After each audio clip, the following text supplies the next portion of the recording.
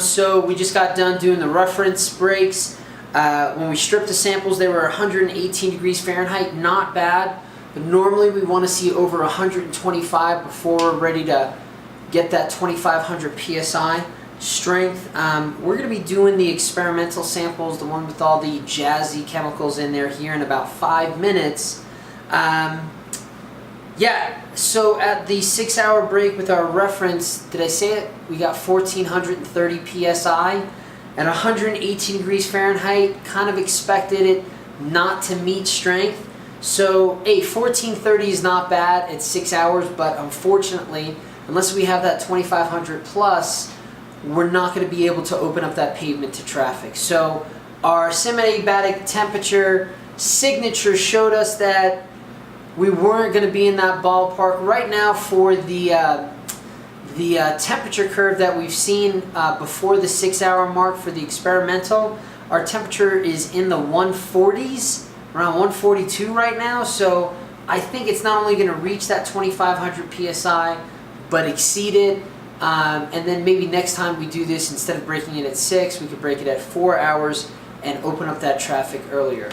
Or pull back on some of the chemicals and save some money. So, a few more minutes. Yeah, when we get done, I'll wrap it up with one more video. We'll do the ding, so you can see the, that wasn't a ding to do the ding, that was a ding to refer to the ding later on. So we'll throw the whole chart up there so you can see the semi-adiabatic temperature for the 6 hours, and we'll make sure to throw those strengths in there.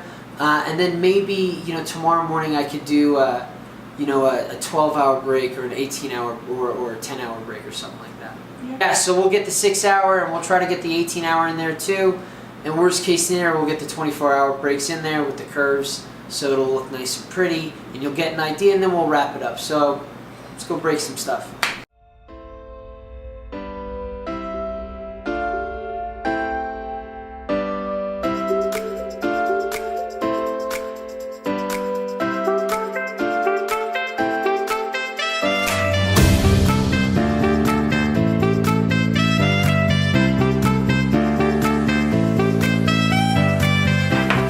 Okay, well, welcome back. I look like a rhinoceros. Thanks for being so patient and hanging on with us. It's late in the evening right now. We just got done with our experimental mix. And just to remind you, we had our standard mix: water, sand, cement, small amount of high range water reducer. We took that same mix, and instead of just including a high range, we included 3 additional chemicals. Check out that video, and I'm not going to go too much into it. It's getting late. We just broke our cylinders at 6 hours from batch time. The reference at 118 degrees Fahrenheit from the sample surface temperature, we got 1430 PSI. And unfortunately, that's not enough to open up the traffic or the pavement for traffic. Our experimental mix with those higher end admixtures, again, those higher performing admixtures which cost more money, at that same 6-hour time frame at 135 degrees Fahrenheit, we got 6,790 PSI. 4.75 times our reference. And that's why we use the higher end, higher performing chemicals. Now, they cost more money, but they give you that convenience. And let it be said that we overshot the mark. We were only supposed to get 2,500 PSI. 3,500 is not bad, so we really have to dial that back a little bit. Now, that's not difficult. We're going to end up saving money, and the next question is, when you're getting that much strength in that short of a time frame, what are you sacrificing? If you're kicking off the thermokinetics of cement hydration to such a degree that you can get 6,790 PSI, more often than not, that's 28 days strength. In 6 hours, what are you giving up? And normally that comes in the lines of volume change, shrinkage, and cracking, and possibly thermal cracking, because we do have a very high temperature. And let's say it was cold out, we rip off our blankets, it's 29 degrees out, our concrete is 135, that's more than 35 degree temperature difference in Fahrenheit. we can get some thermal cracking, and then that'll shorten up our service life.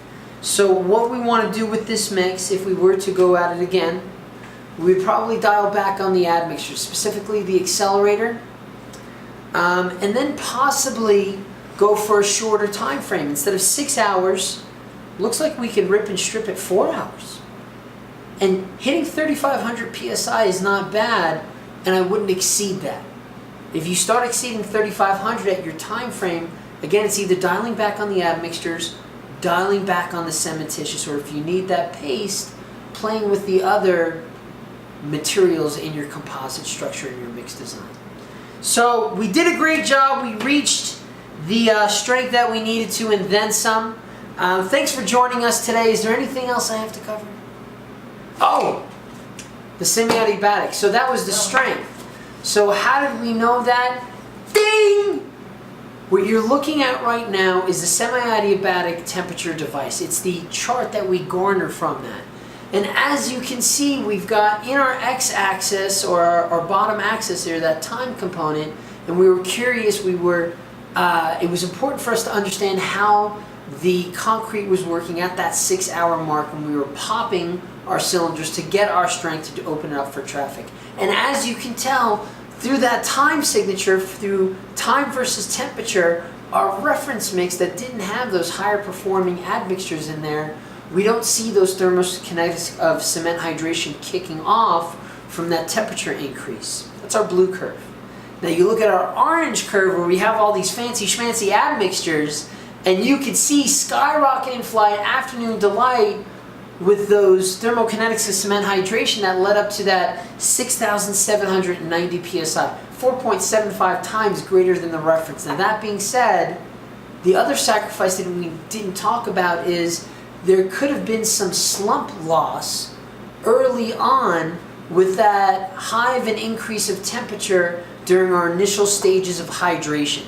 So that's something else that we need to account and be cognizant of. So yeah, we're just wrapping up. Thanks for joining us tonight.